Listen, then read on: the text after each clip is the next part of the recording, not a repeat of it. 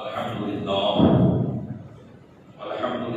نحمده ونستعينه ونستغفره ونؤمن به ونتوكل عليه ونعوذ بالله من شرور انفسنا ومن سيئات اعمالنا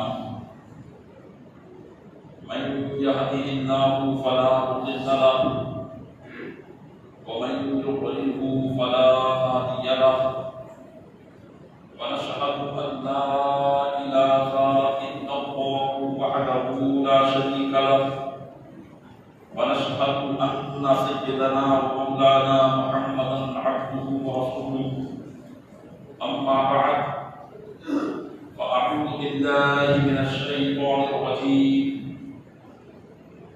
بسم الله الرحمن الرحيم وسارعوا إلى مغفرة من ربكم وجنة عرضها السماوات والأرض أعدت للمتقين آمنت بالله صدق الله مولانا العظيم وبلغنا رسوله النبي الأمين المكين الكريم ونحن على ذلك من الشاهدين والشاكرين والحمد لله رب العالمين. آج سب سے پہلے ہم آقا انعامدار وسیلے کے تاجدار دونوں عالم کے مالک و مختار مالک پروردگار گلشن ہستی کی اولی فصل بہار کے دربار کوہبار میں درود پاک کا قیمتی خان پیش کریں. اللہم صلی علی سیدنا شفیعنا یا مولانا محمد قادر الجود والکرم وآلہ وبارک وسلم عقیدت و محبت کے ساتھ تواضع پڑھیں. اللہم صلی علی سیدنا شفیعنا نبینا مولانا محمد قادر الجود والکرم وآلہ وبارک وسلم امت خضراء کے تصدق کے ساتھ تواضع پڑھیں. اللہم صلی علی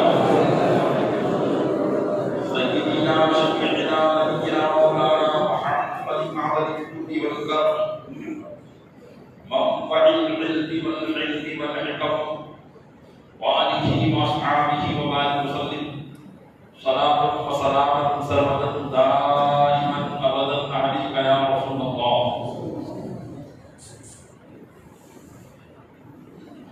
خطبہ مسلمہ کے بعد قرآن مقدس ان آیت کریمہ کی تلاوت کو شرح فراہم کیا ہے. اللہ عز و جل اپنی مقدس کتاب لامزوال قرآن مقدس میں ارشاد فرماتا ہے وَسَارِعُوا إِلَىٰ مَغْفِرَةٍ مِّن رَّبِّكُمْ وَجَنَّةٍ عَرْضُهَا السَّمَاوَاتُ وَالْأَرْضُ. اور کوشش کرو اپنے رب کی بخشش اور اس جنت کی طرف جس کی وسعت آسمان و زمین ہے،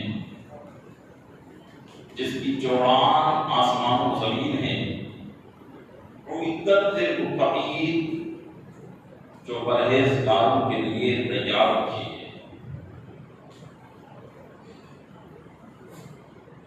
اس آیت کریمہ کے تعلق سے کچھ باتیں عرض کروں اس سے پہلے چند تمہیدی کلمات سماعت فرمائیں. الحمدللہ اللہ کے فضل و کرم سے اللہ تعالیٰ نے ہمیں ایک ایسی دولت سے مالا مال فرمایا ہے کہ جو دولت دنیا اور آخرت میں کامیابی کا ذریعہ ہے اور وہ ایمان کی دولت ہے. اور مومنین کے لیے ایمان جس طریقے سے اللہ تعالیٰ نے ہمیں عطا فرمایا اسی طریقے سے اس ایمان کی حفاظت کرنا بھی ہمارے لیے ضروری قرار دیا گیا کہ اس ایمان کی حفاظت کرے اور مرتے دم تک اس ایمان کو قائم و دائم رکھ کر قبر میں ساتھ ایمان کے جائیں. جو مسلمان اپنے ایمان کو سلامتی کے ساتھ اس دنیا سے لے جانے میں کامیاب ہو گیا، حقیقت میں وہی کامیاب ہے، اور جو ایمان لانے کے بعد بھی دنیا کی رنگینیوں میں پڑ گیا اور گناہوں کی نحوست کی وجہ سے اس کا ایمان برباد ہو گیا، تو وہ بڑا ہی بدنصیب ہے کہ ایک نعمت لازوال سے وہ محروم رہ گیا، اور آخرت میں اب اسے ابد الآباد تک، یعنی ایسی مدت تک جو مدت کبھی ختم نہ ہوگی، ایسی مدت تک اسے جہنم میں ہی رہنا ہے، یعنی جہنم سے کبھی اس کا نکالا جانا ہی نہیں ہوگا، اگرچہ وہ دنیا میں ایمان اور ایمانیات کے کام کر رہا ہو، لیکن جانے سے پہلے اگر اس کا ایمان برباد ہو گیا تو وہ پھر ہمیشگی کی جہنم کا مستحق ہے، یعنی ایسا مستحق ہے کہ کبھی اس سے نکالا نہ جائے گا۔ اور جو خوش نصیب اپنے ایمان کی حفاظت کرتا رہا اور ایمان کی بربادی کے اسباب سے دور رہا، اور اللہ عز و جل کی بارگاہ میں اس کی رحمت اور مغفرت کو طلب کرتا رہا، اپنے گناہوں سے توبہ کرتا رہا، اور ایمان کو بچا کر لے جانے میں کامیاب ہو گیا، تو وہ خوش نصیب مسلمان ایسا ہے کہ جسے ابد الآباد تک جنت میں رہنا ہے، یعنی ایسی جنت میں رہنا ہے کہ پھر اسے وہاں سے کبھی نکالا نہیں جائے گا۔ یہی اس کا اینڈ ہے، اختتام ہے، اس کے بعد نہ کوئی اینڈ ہے نہ اختتام ہے، یہی اس کا آخری مقام ہے۔ اللہ تبارک و تعالیٰ نے اسی لیے اپنے بندوں کو، پوری اللہ عز و جل نے انسان کو روحانیت کے ساتھ ساتھ نفس بھی عطا فرمایا ہے، اور شیطان اس کا بلا دشمن ہے، اور نفس کی لذتیں اور خواہشات اور اس کی چاہتیں اسے دنیا میں لگانے کی کوشش کرتی ہے۔ اللہ عز و جل کی فرمانبرداریوں سے دور رکھ کر گناہوں میں مبتلا رکھنے کی کوشش نفس کی خواہشات کرتی رہتی ہے۔ اس لیے اللہ تعالیٰ نے قرآن مجید کے متعدد مقامات پر اپنے بندوں کو متنبہ فرمایا اور ارشاد فرمایا، کہیں یہ ارشاد فرمایا کہ دیکھو یہ دنیا کی زندگی ایک دھوکہ ہے، اس دھوکے میں نہ پڑ جانا۔ کہیں فرمایا کہ دنیا کی زندگی میں کافرین کو خوشحال دیکھ کر دھوکے میں مت پڑ جانا، اور کہیں یہ فرمایا کہ اے لوگوں اپنے رب سے اگر گناہ ہو جائے تو بخشش اور مغفرت کی طرف کوشش کرتے رہنا، نیکیوں کی کوشش کرتے رہنا، گناہوں سے توبہ کرتے رہنا، تو یہ تمہارے ایمان کی حفاظت کا ذریعہ ہو جائے گا۔ بعد خطبہ جو آیت کریمہ میں نے تلاوت کی، اللہ تبارک و تعالیٰ نے کسی بات کو یہاں ارشاد فرمایا ہے، اور فرمایا کہ مغفرت کی طرف کوشش کرو، تمہارے رب کی مغفرت کی طرف، یعنی تمہارا رب جو بخشش فرماتا ہے، گناہوں کو جو معاف فرماتا ہے، اس کی طرف کوشش کرو۔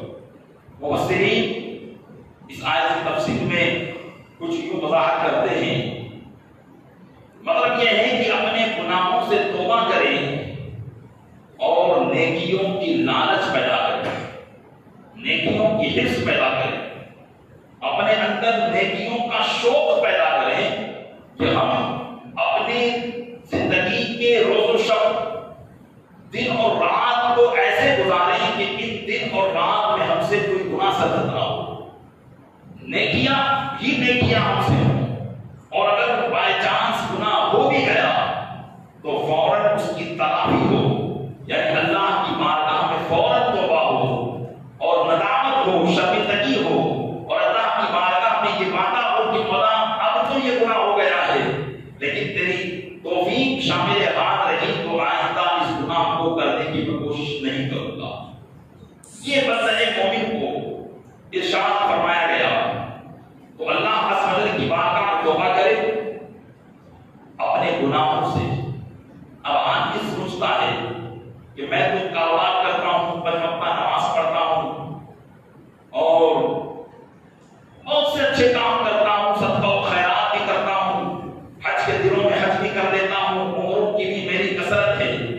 میں نے کون سا گناہ کا کام کیا ہے جو میں گناہ سے توبہ کروں؟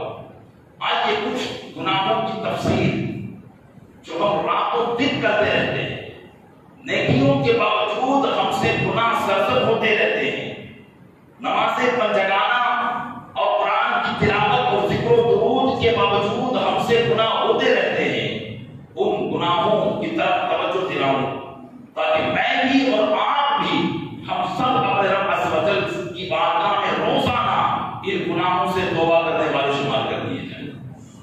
اور اللہ فرماتے ہیں کن سے توبہ کریں؟ آدمی تو اپنے آپ کو نیکوکار سمجھتا ہے، آدمی تو اپنے آپ کو یہ سمجھتا ہے کہ مجھ سے تو کوئی گناہ ہوا ہی نہیں، میں کس بات سے توبہ کروں؟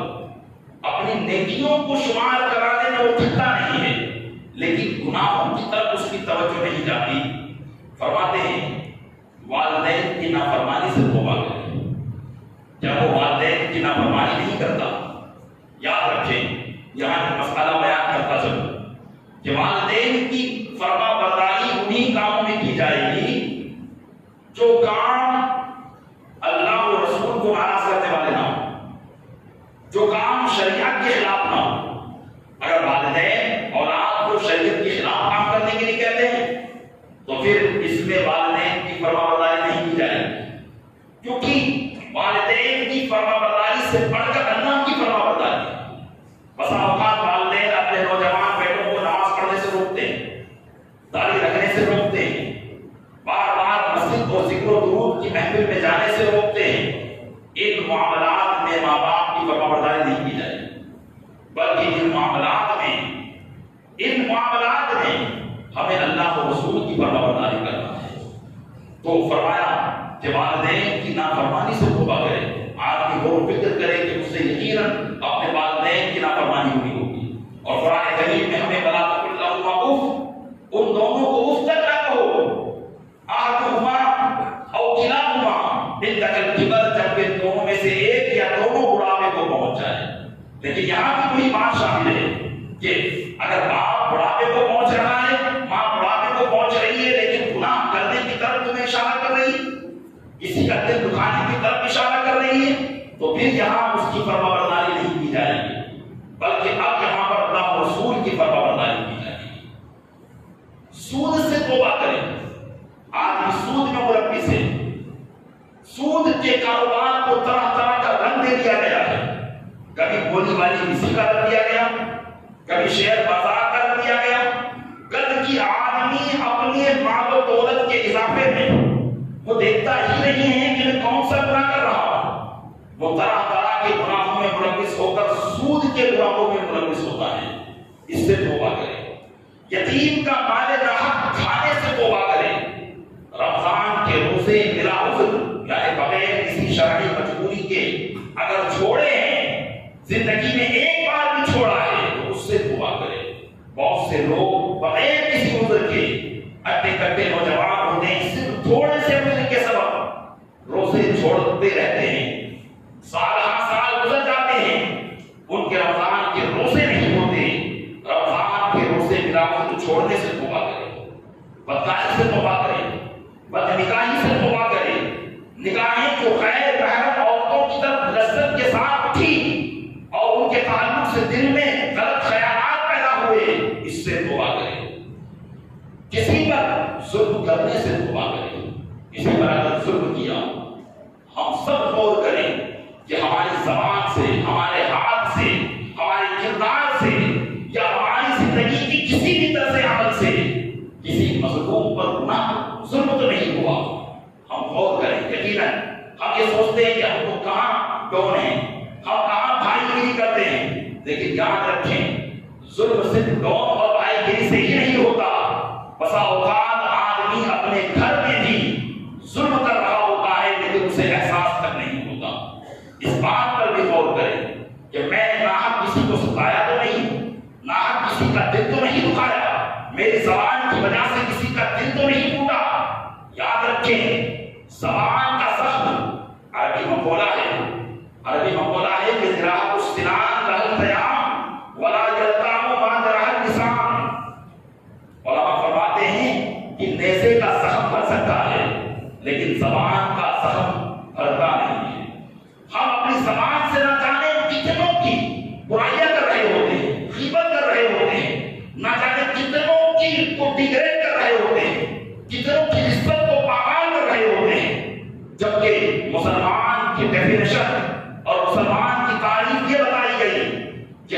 المسلم من سلم المسلمون المسلم من سلم المسلمون بلسانه ویدیہ، مسلمان وہ ہے جس کے ہاتھ اور جس کی زبان سے دوسرا مسلمان محفوظ ہو جائے۔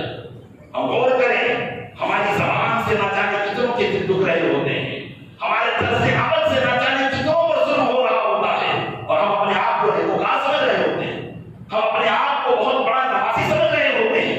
اس بات پر بھی غور کر دیں، وَسَارِعُوا إِلَىٰ مَغْفِرَةٍ مِّن رَّبِّكُمْ، اللہ کے اس فرمان میں اور فرماتے ہیں یہ بھی داخل ہے کہ آدمی ظلم سے توبہ کرے، تکبر سے توبہ کرے۔ ہمارے دل میں کبھی مال کی کثرت کی وجہ سے، کبھی عبادت کی کثرت کی وجہ سے، کبھی عزت اور شہرت کی وجہ سے، کبھی ناموری کی وجہ سے تکبر پیدا ہو جاتا ہے۔ ہم اپنے سے ماتحت کو یہ سمجھتے ہیں کہ اس کی حیثیت کیا ہے، یہ ہمارے مقابلے کا کہاں ہے، یہ تو جو ہے ایک گھٹیا آدمی ہے، گھٹیا برادری کا ہے۔ یاد رکھیں اسلام کے اندر اللہ صدر کی بارگاہ میں برتری اور بہتری کا جو ذریعہ ہے وہ تقویٰ اور پرہیزگاری ہے۔ رب صدر قرآن مجید میں ارشاد فرماتا ہے ان اکرمکم عند اللہ اتقاکم، بے شک اللہ کے نزدیک تم میں سب سے معزز اور سب سے زیادہ عزت والا وہ ہے جو تم میں سب سے زیادہ گناہوں سے بچنے والا ہے، سب سے زیادہ پرہیزگار ہے۔ اللہ کے نزدیک تم میں سب سے زیادہ وہ بہتر ہے۔ مال کی کثرت بہتری کا سبب نہیں، اچھی سوسائٹی میں رہنا بہتری کا سبب نہیں، اچھے بنگلے میں رہنا بہتری کا سبب نہیں ہے، نام بری بہتری کا سبب نہیں ہے، بلکہ بہتری کا سبب یہ ہے کہ آدمی اپنے آپ کو گناہوں سے بچا کر نیکیوں کی طرف ڈال دے، یہ ہے بہتری کا سبب۔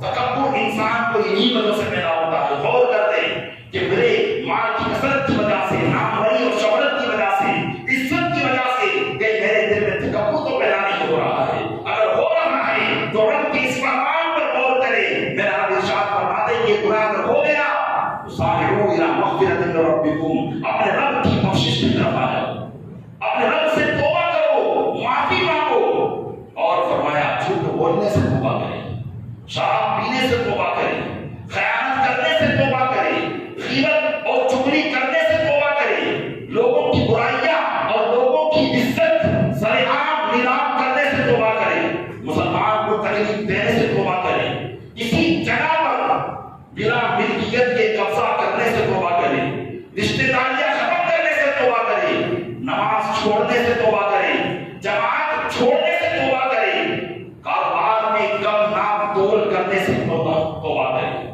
ان باتوں کا حکم ہمیں اور اس سے کئی زیادہ باتوں کا حکم ہمیں قرآن کی متعدد آیات میں حکم دیا گیا ہے، اور فرمایا گیا وَسَارِعُوا إِلَىٰ مَغْفِرَةٍ مِّن رَّبِّكُمْ، اپنے رب کی مغفرت اور بخشش کی طرف دوڑ لگاؤ اور اپنے گناہوں سے توبہ کرو، اور توبہ کرنے کے بعد فرمایا نیکیوں کی لالچ پیدا کرو، اپنے دل میں نیکیوں کا حرص پیدا کرو کہ یقیناً دنیا کی لذتیں اور دنیا کی یہ چیزیں ہمیں آخرت کے بہت بڑے فائدوں سے محروم کر دیتی ہے، بہت بڑی نعمتوں سے محروم کر دیتی ہے۔ اس لیے دنیا سے اپنا دامن چھڑا کر اپنی آخرت کی کوشش کریں اور آخرت میں اپنے اعمال کو بڑھانے کی کوشش کریں۔ اس کی بھی تھوڑی سی تفصیل دیکھ لیجیے کہ نیکیوں کی حرص کیسے پیدا کریں۔ فرائض ادا کر کے بخشش کی طرف بڑھیے۔ اللہ عز و جل نے جو باتیں ہم پر فرض کی ہیں، ہر مسلمان عاقل بالغ پر 5 وقت کی نماز اس پر فرض کی ہے، ان فرائض کو ادا کر کے اپنے رب کی بخشش کی طرف بڑھیے، روزے رکھ کر جنت کی طرف بڑھیے، اور مسلمان کا دل خوش کر کے اللہ کی رضا کی طرف بڑھیے۔ ایک مسلمان دوسرے مسلمان کا دل خوش کرے، درود پاک کی کثرت کر کے جنت کی طرف بڑھیے، اور اپنے اعمال میں اخلاص پیدا کیجیے، اپنے اعمال کو اللہ کی رضا کے لیے کیجیے، لوگوں کو دکھانے کے لیے نہیں کیجیے، بلکہ اس میں اخلاص پیدا کیجیے کہ رب عز و جل ارشاد فرماتا ہے وَمَن يَعْمَلْ مِنَ الصَّالِحَاتِ مِن ذَكَرٍ أَوْ أُنثَىٰ وَهُوَ مُؤْمِنٌ فَأُولَٰئِكَ يَدْخُلُونَ الْجَنَّةَ وَلَا يُظْلَمُونَ نَقِيرًا۔ رب عز و جل ارشاد فرماتا ہے کہ جو نیک اعمال کرے، مرد ہو یا عورت، جو بھی نیک اعمال کرے، مرد ہو یا عورت، لیکن ہو تو مسلمان، اللہ فرماتا ہے فَأُولَٰئِكَ يَدْخُلُونَ الْجَنَّةَ، تو یہی تو وہ لوگ ہیں جو جنت میں داخل ہوں گے، یہی تو وہ لوگ ہیں جو ولا یظلمون نقیرا، اور ایک رتی بھر بھی ان پر ظلم نہیں کیا جائے گا۔ اللہ کی بارگاہ میں نیکیوں کا پورا پورا حساب و کتاب دیا جائے گا۔ تو پیارے اسلامی بھائیوں، ہمیں آج کے زمانے میں نیکیوں کی حرص نہیں ہے۔ ہم تھوڑا سا نیک کام کر لیتے سوچتے بہت نیک کام کر دیا، جبکہ حقیقت میں آخرت میں یہی نیکیاں ہمارے کام آنے والی ہیں۔ آج میری تقریر کا موضوع اور عنوان ہی یہی ہے کہ گناہوں سے نفرت کر کے نیکیوں کی حرص پیدا کریں، اپنے اندر نیکیوں کی لالچ پیدا کریں۔ ہمارے بزرگوں میں سے کئی بزرگان ایسے ہوا کرتے تھے کہ ان کے شب و روز نیکیوں میں ایسے لگے رہا کرتے تھے کہ ان کے پاس ان اوقات میں کوئی اور وقت نہیں ہوا کرتا تھا۔ یعنی اگر ان سے کہہ دیا جائے کہ آپ یہ کام بھی اچھا کر دیا کرو تو ان کو اس اچھا کام کرنے کا دوسرا وقت نہیں ہوتا تھا، اتنے ان کے شب و روز نیکیوں میں گزر جایا کرتے تھے۔ کیوں؟ کیا وہ یہ سمجھتے تھے کہ پنجوقتہ نماز ہماری مغفرت کے لیے کافی ہے؟ بلکہ وہ یہ سمجھا کرتے تھے کہ نہ معلوم میرے رب کو کون سی نیکی پسند آ جائے، اس لیے بہت کام کرنے کی کوشش کرتے تھے۔ وہ اپنی زندگی کا لمحہ اللہ کی فرما برداری میں گزار دیا کرتے تھے۔ اور کیوں؟ اس لیے کہ ان کی نگاہیں قرآن مقدس میں جو جہنمیوں کے عذابات ہیں ان پر تھی۔ اور اگر آدمی نیکوکار ہے تو اللہ نے جو نعمتیں جنت میں اس کے لیے پیدا کی ہے ان نعمتوں پر اس کی جو ہے ان کی نظریں تھیں۔ اس وجہ سے وہ دنیا کی تھوڑی سی لذت اور دنیا کی ایک وقت کی جو ہے آمدنی اور لذت کی طرف وہ نہیں کرتے تھے، بلکہ وہ سدا بہار اور ہمیشہ رہنے والی نعمتوں کی طرف ان کی توجہ ہوا کرتی تھی۔ جنت میں کیسی نعمتیں ہیں؟ ایک مسلمان غور کرے تو یہ دنیا کے ان کاموں کو جو اسے گناہ کی طرف لے جاتے ہیں، کہ مال کی کثرت بھی بسا اوقات انسان کو گناہوں کی طرف لے جاتی ہے، بلکہ بسا اوقات آدمی اکثر و بیشتر اگر گناہ کا کام کرتا ہے تو مال کی کثرت کی وجہ سے کرتا ہے، کہ اگر یہ مال نہ ہوتا تو اس سے یہ برا سا خطرہ ہوتا۔ غور کریں، جو بنا وجہ حرام و حلال کی تمیز کیے بغیر دنیا کمانے میں لگے ہوئے ہیں اور اپنی آخرت کو برباد کر رہے ہیں اور ان نعمتوں سے اپنے آپ کو محروم رکھ رہے ہیں جو نعمتیں اللہ نے مسلمان پرہیزگاروں کے لیے تیار کر رکھی ہے۔ قرآن کریم میں اللہ ارشاد فرماتا ہے کہ جنتی جنت کی نعمتوں کی کیسے مزے لیں گے، جنتی جنت کے کیسے مزے لیں گے۔ آج ہر ایک آدمی اپنا فیوچر سوچتا ہے، مستقبل سوچتا ہے کہ اگر میں یہ کام کر لوں گا تو کچھ سالوں بعد میرا فیوچر بہت اچھا ہو جائے گا۔ بہت اچھی چیز ہے جب بھی اس کی آخرت کا فیوچر بھی اچھا ہو جائے۔ آئے دیکھیں ان نعمتوں کی طرف جو جنتیوں کو ہمیشہ ملنے والے ہیں، ان نعمتوں کی طرف دیکھیں۔ قرآن کریم ارشاد فرماتا ہے سرور موضونۃ متکئین علیہا متقابلین، علی سرور موضونۃ متکئین علیہا متقابلین۔ جنتیوں کی شانیں کیا ہوگی؟ اللہ ارشاد فرماتا ہے کہ جڑاؤ دار تختوں پر ٹیکا لگائے ہوئے آمنے سامنے ایک دوسرے کے بیٹھے ہوں گے۔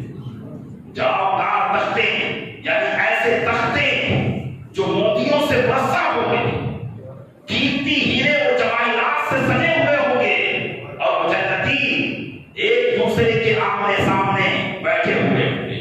فرمایا سرور موضونۃ متکئین علیہا متقابلین، وہ جھولا جو حرام طریقے سے دنیا میں ہم نے حاصل کر دیا، یا وہ بنگلہ جو حرام طریقے سے حاصل کیا، وہ اس حرام کام کو کرنے والا اور بغیر توبہ کے بچ جانے والا اس نعمت سے محروم کر دیا جائے گا۔ اور وہ نعمت ان پرہیزگار غریبوں کو ملے گی جنہوں نے اپنی دنیا اور اپنی زندگی اللہ کو خوش کرنے میں گزار دی تھی۔ اللہ ارشاد فرماتا ہے آگے یطوف علیہم بلدان مخلدون بأکواب وأباریق وکأس من معین لا یصدعون عنہا ولا ينزفون۔ ان کے ارد گرد ہمیشہ رہنے والے غلام، یہ دنیا کے نوکر چاکر نہیں جو چند دنوں بعد چھوڑ کر چلے جائیں، بلکہ ہمیشہ ان کے ارد گرد رہنے والے غلام جام اور آنکھوں کے سامنے شراب طہور یعنی پاکیزہ شراب کے پیالے لیے ہوئے کھڑے رہیں گے۔ آنکھوں کے سامنے شراب طہور کے پیالے اور کوزے لیے ہوئے کھڑے رہیں گے۔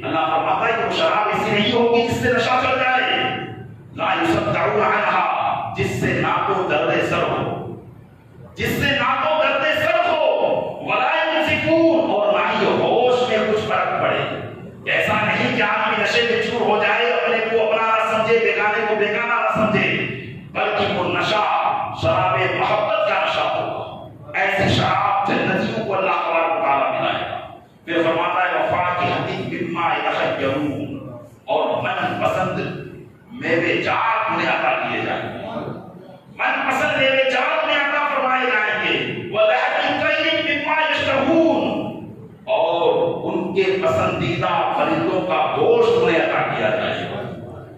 वहूर ईन काफ़ानिन लु'लुइल मखनून, और बड़ी आंखें वाली हूरें छुपे रखे हुए मोतियों की तरह उन्हें अता की जाएगी।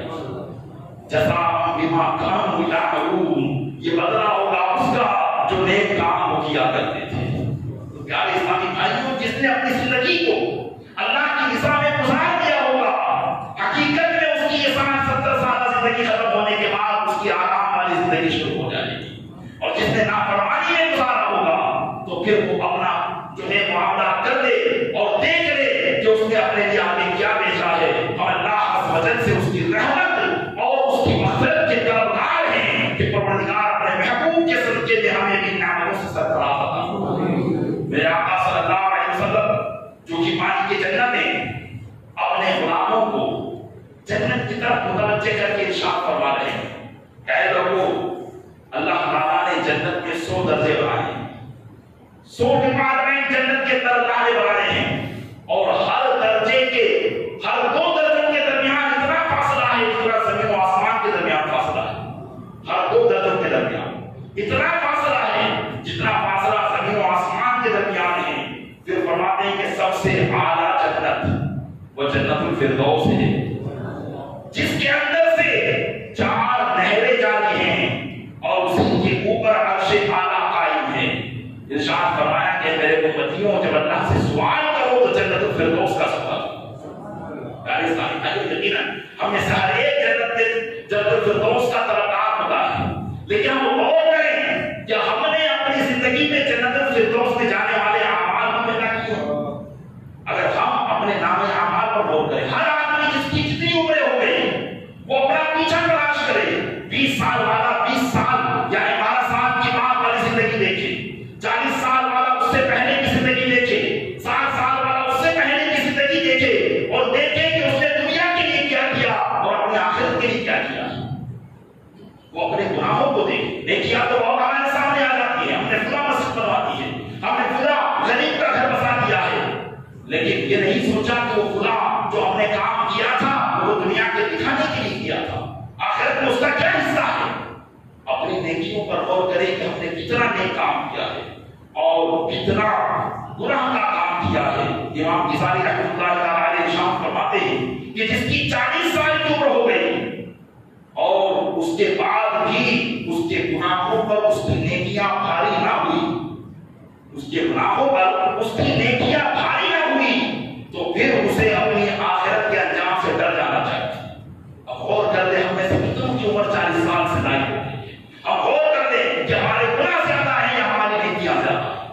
हमें अपनी आखिरत की फिक्र करनी चाहिए।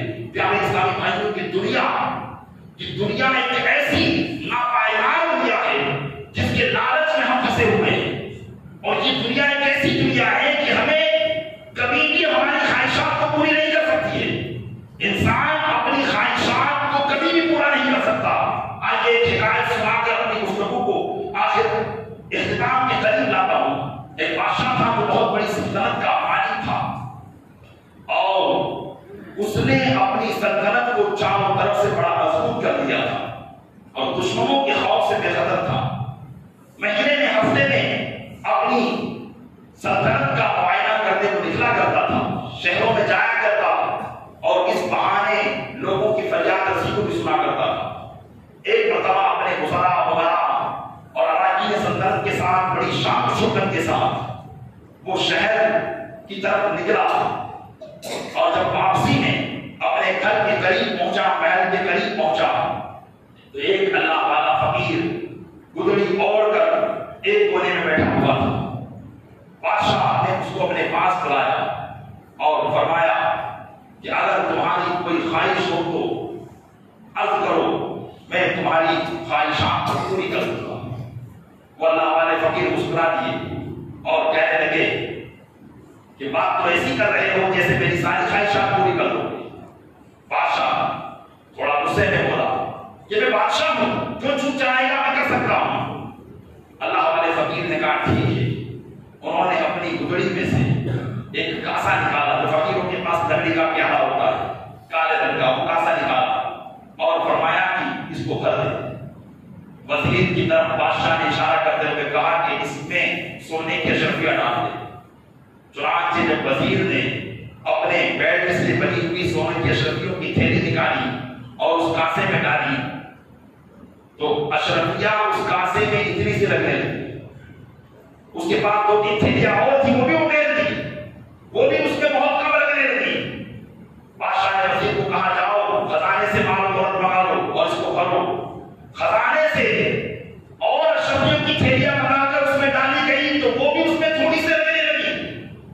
بادشاہ نے موتیوں کی بوریاں منگائی، وہ ڈالی، لیکن وہ بھی اس میں کم ہونے لگی۔ بادشاہ بڑا حیران ہو گیا۔ اب اسے اپنی حیثیت کا خیال آیا اور فوراً اپنی سواری سے اتر کر اس اللہ والے فقیر کے قریب آیا اور کہنے لگا حضور معاملہ سمجھ میں نہیں آیا، اتنی دولت اس کاسے میں ہم ڈال چکے ہیں جس سے بڑے بڑے خزانے بھر جایا کرتے ہیں، لیکن تمہارا کاسا نہیں بھرا، آخرکار کیا وجہ ہے؟ اس اللہ والے نے فرمایا کہ یہ خواہشات کا پیالہ ہے، یہ خواہشات کا پیالہ ہے، یہ کبھی بھر نہیں سکتا۔